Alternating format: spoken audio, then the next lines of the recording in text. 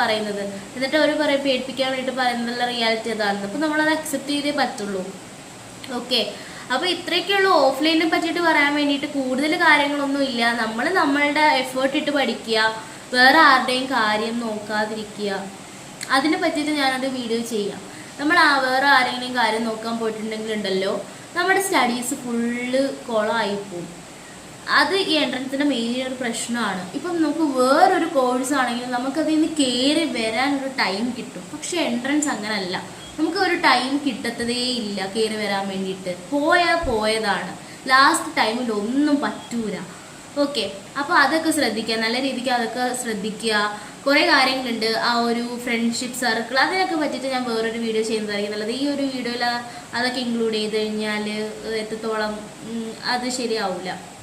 So offline class ഇങ്ങനെയാണ്. Brilliant സാറുമാർ അടിപൊളിയായിട്ട് പഠിപ്പിക്കും, പ്രൊഫസേഴ്സൊക്കെ നല്ലോണം പഠിപ്പിക്കും.